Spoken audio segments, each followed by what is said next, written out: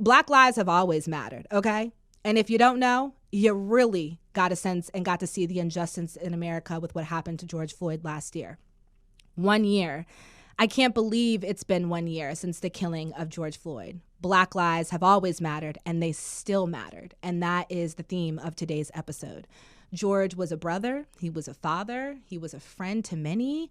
He was, somebody who was well active in the community. Everybody and nobody is perfect. Everybody's got their vices. Everybody got shit that they've been through, okay, and that they're trying to heal and get through, okay? But George Floyd did not deserve to have a knee on his neck for 9 minutes and 29 seconds.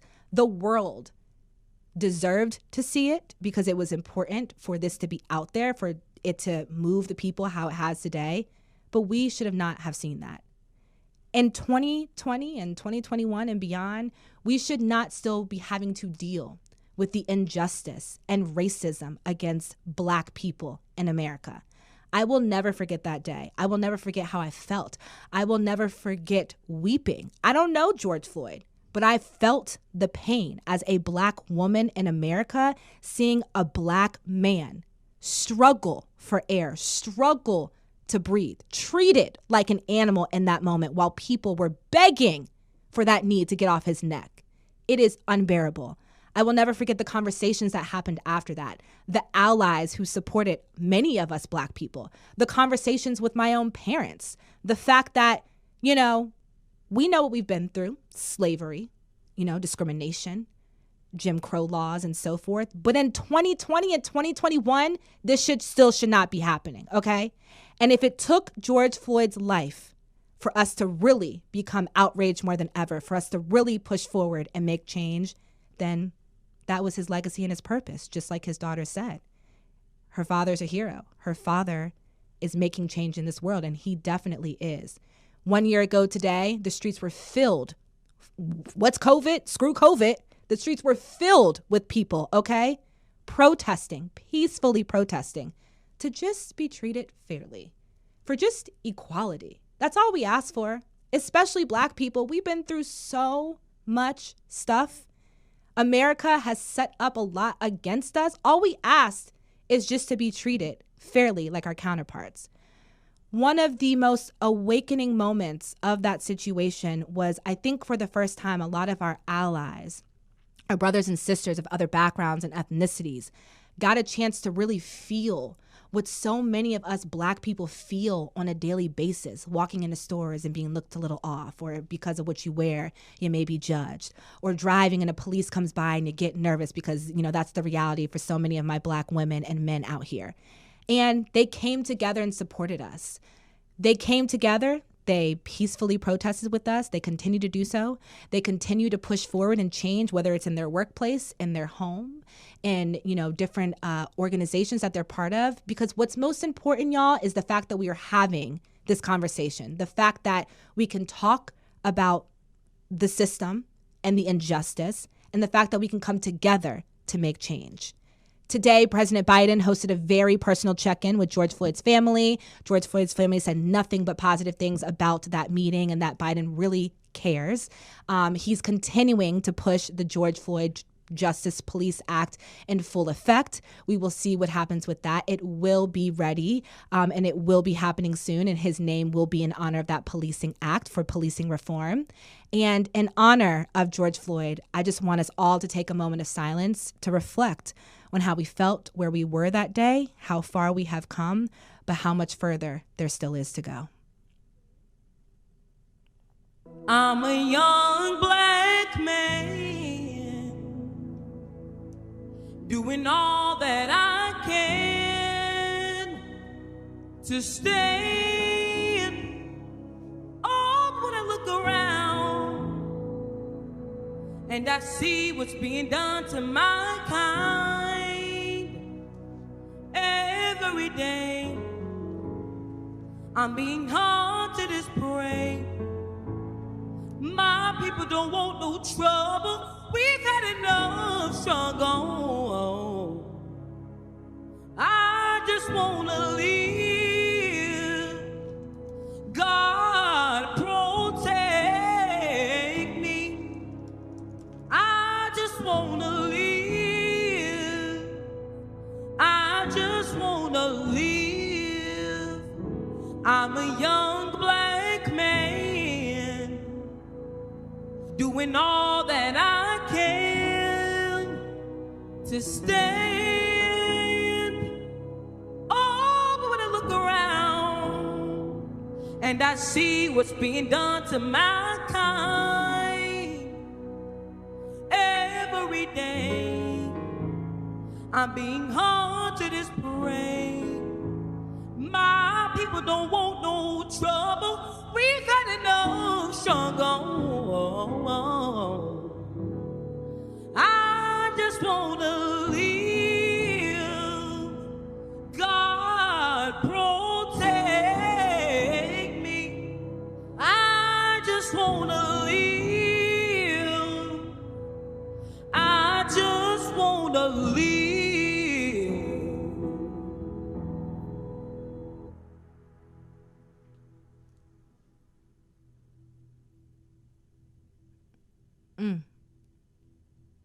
Beautiful. 12-year-old Keydron Bryant, he dropped that record around this time last year in honor of George Floyd and so many who are no longer with us, whose lives were taken way too soon. And that little young black man, Keydron, is doing big things, to say the least. And you guys saw the pictures of so many black people who lost their lives in the hands of police. And I just pray, and I'm with you guys, and I will continue to use this platform to push us forward, to bring us together, and to ignite change. And that's why I'm so excited to have this conversation with nobody better, actually from my area, from Baltimore, activist, podcaster, and co-founder of Campaign Zero, DeRay Mckesson. Hey, DeRay. Hey, it's so good to be here. Oh my gosh, it's so good to meet you virtually and to have you here. Thank you so much for all you do. As somebody who's from the DMV, and I know your roots humbly began in Baltimore, you really are a voice for the people for sure. Can we kick things off, first of all, about how things have been for you today? I know that you recently, earlier this week, hosted a panel with George Floyd's family and the Memorial Foundation in honor of this 1 year mark. How are you feeling as we mark this 1 year? You know, in so many ways, and you know this, we've been here before, right? We were here around Mike Brown. We were here around Freddie Gray, Sandra Bland. There have been a host of conversations where people are like, okay, big case. And then they're like, 1 year later, what? And 1 year later, the numbers are not good, right? The police killed more people in 2020 than every year of data we have except for 2018.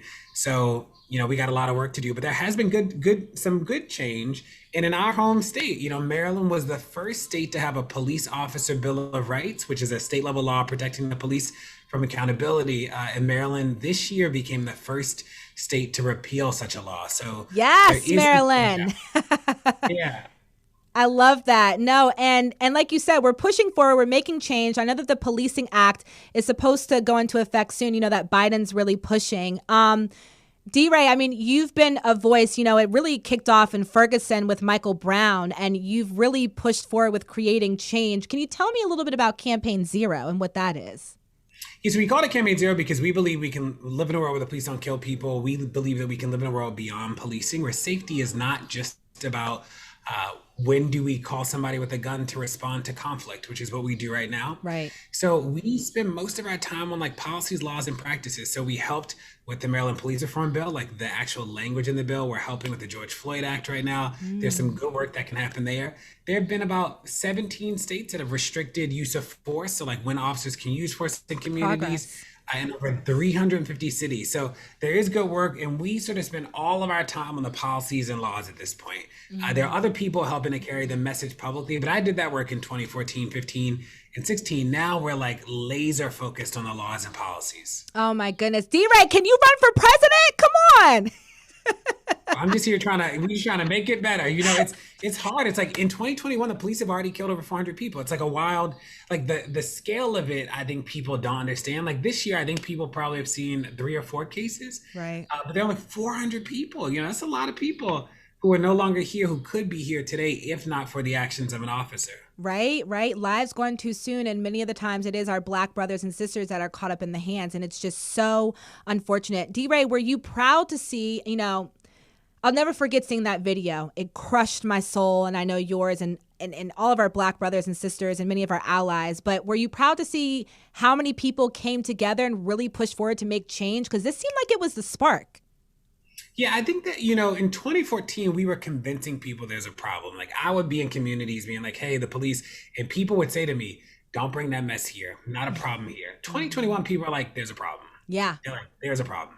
So that is a good thing. I think now the question is like, what will we do about it? What will governors do? What will mayors do? What will legislators do? So much of this is actually local. So the federal government, the federal government can do two big things. They can either restrict the federal agency. So Border Patrol, for instance, is 20,000 officers. That's a lot of people. Or they can restrict money. They can withhold money if cities don't do stuff, withhold money, but they can't make the local police do anything. Almost all of the change you want, there are 18,000 police departments. It's local. It's your mayor, your governor, your city council, your state legislature, and we can't let those people off the hook. They got to do way more than they're doing now. Big facts, big facts. And you're bringing up a really important part. It really starts locally, which is why it's so important for us to get out and vote, not just, for president, but for our local elections, the midterm elections, because that's really where the change is being made. Would you agree? Yeah, so voting is huge. That's one tool in the toolbox. But you'd be surprised is that you think about a city council. In most places, 30 emails to a city council person is a crisis. That's a big deal. 50 emails to your state legislator, your state senator, state rep is that is like World War V, right? So one of the things that's hard about the internet is that it's convinced people that if you don't have 1 million signatures or then it doesn't matter. You'd be shocked. 20, 30, that's that is literally that ain't nothing. It's huge. So if you got your friends to call and say, we need to rein them in, you'd be shocked at how much it matters. And the police are doing that. I'm telling you, we're working in cities across the country. The police are telling legislators, you know what? If you do this, I just won't respond to crime anymore. I'm not going to get out of my car. They're not saying it publicly, but they are definitely getting their officers to call legislators' houses and say that. We have to do that. And we gotta apply that pressure at the local level too, not just calling Congress, but your city council people should be stressed out until they fix it. Facts, because there's a real crisis in America happening, okay? People are dying every day for no damn reason, and it definitely needs to be fixed. And I'm sure, DeRay, you're continuing these types of conversations on your dope-ass podcast, Pod Save the People, right? Thank you. Absolutely. Yeah, Pod Save America, look. No, Pod Save the People is us. Pod Save America is on the network too. Yeah, you're right. Pod Save America is also a podcast on the network. We're Pod Save the People. And we talk about all the news that you didn't know. One of the things we talked about last week is, so right when the First Step Act, you probably remember that was Trump's whole thing around policing or a mass incarceration. And when COVID happened, they let a fair number of people out of federal prison early because it was COVID, people in tight quarters. 5 days before Trump leaves office, the DOJ signs a memo that says that all of those people are going to have to return back to prison in a couple months. Oh, wow. You're like, you just can't. Trump just the man couldn't do right if he wanted to, So those are the types of things that we cover on the podcast. All the news from the past week that you should know, but it didn't bubble up or it wasn't a national story. That's what we do on the pod. I love that. That was news that I didn't know. So you hipping me right now, to say the least, bro. You are doing such incredible work, DeRay. Before we get out of here, do you have hope for the future? Do you think that things are going to get a bit better? I know that we're making progress, but you think we still got a long way to go? Yeah, so I've never believed more that we can win. And sometimes I'm worried that we might not, but I know that we can get there. The question is how long can we fight? Can people like you run for office? How do we get us in the room? Yes. So we're not begging people. We're not fighting people anymore in the room. We are the room. Yeah. We walk in and we say, this is what it's going to be. So that's what I think comes next. That's why the AOCs and the Mondaire Jones and the Cori Bushes really matter in Congress. And we just have to keep replicating that at the local level. Yes, I definitely agree. We are the change that we wish to see. So we just got to do the damn thing, which I know you and I are, but I hope tonight we're inspiring so many people to get involved. DeRay, how can people follow you and keep up with you? I'm just DeRay on Twitter, DeRay on Twitter. And if you want to volunteer, we have volunteer opportunities that are real. So we are looking for police union contracts. Police unions are a terror all across the country, and use of force policies. You can just email me at DeRay@DeRay.com, DeRay@DeRay.com. We'll get you hooked up immediately. And, there are a lot of laws around the country that are wild. So in California, for instance, the law says that any investigation of an officer that lasts more than a year can never result in discipline, regardless of the outcome. That's crazy, right? So we are trying to like push those things. So we'd love to work together. Oh my gosh, DeRay, I am so excited to continue this conversation with you, you know, on and off the camera. And I'm with you in the fight, bro, to say the very least. And thank you for all that you're doing. You are such a change maker, and a lot of this wouldn't be possible without you and your contribution. So thank you. I appreciate it. Talk to you later. Yes. Bye.